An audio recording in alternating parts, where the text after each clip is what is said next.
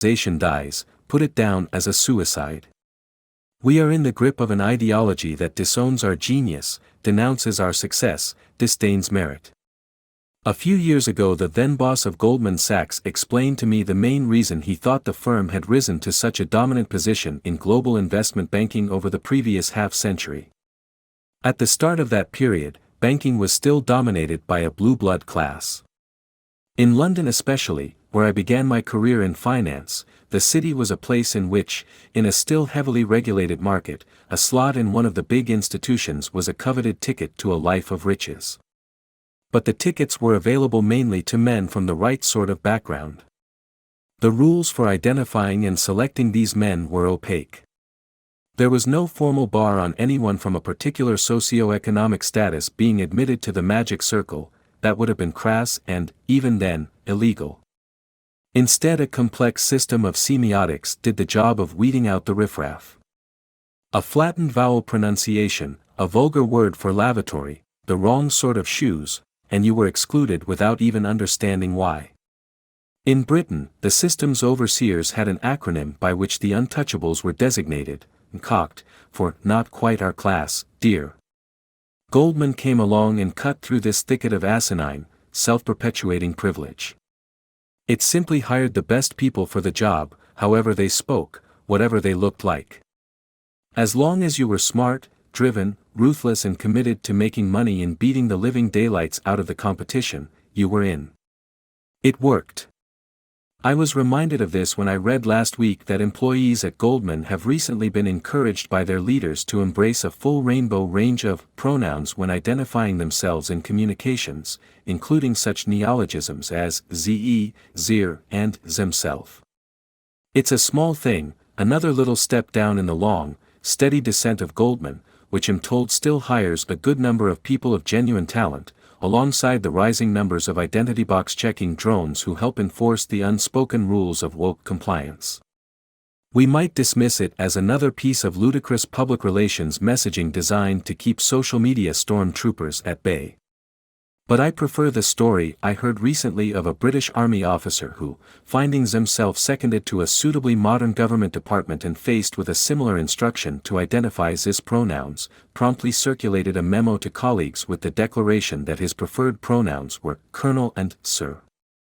In its small way, the Goldman memo colorfully captures the deepening mess the precepts of contemporary ideological orthodoxy are making of our society, our economy, and our democracy. It highlights how the real progress made over decades toward a fairer and more equal society is being thrown away under the authority of a new set of rules and rulers as elitist and privileged as the old ones. For those ancien regime aristocrats, it was having the right shoes or the proper accent.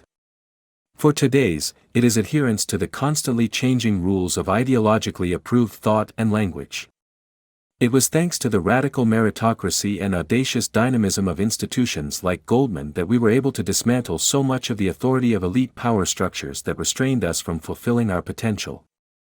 The past 50 years have been marked by the genuine eradication of barriers to opportunity for the underprivileged regardless of ethnicity, sex, sexual orientation, or anything else. This is how we were genuinely starting to fulfill the promise of equality. But the cultural revolution that began in the past decade is re-erecting those barriers and creating new elite power structures, elevated not by talent or hard work, but, curiously, by membership of the self-approved class, signaled by the right luxury beliefs and articulated by the right, inclusive language. Adrian Wooldridge, who has written a book on the rise of meritocracy, frames this in a recent article in The Spectator. The left, he says, is creating a new social order based on virtue, rather than ability. Bear with me because I am going to extrapolate from these baneful developments to a much larger worry about the geopolitical conditions we confront. As we survey the competition between global civilizations in the multipolar world we now inhabit, we see that the West is challenged as it hasn't been in centuries. It's axiomatic that a rising China and perhaps other powers look like formidable contenders for global leadership, with implications for our own security and prosperity. But if we are losing that struggle, it isn't because of the superiority of authoritarian, communist or autocratic systems. We know that liberal capitalism has done more for human prosperity, health and freedom than any other economic or political system.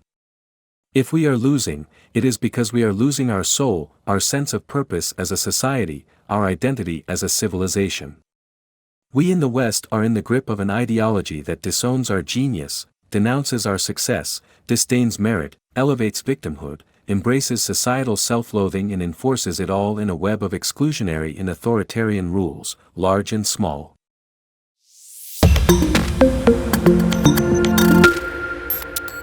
If Western civilization dies, put it down as a suicide.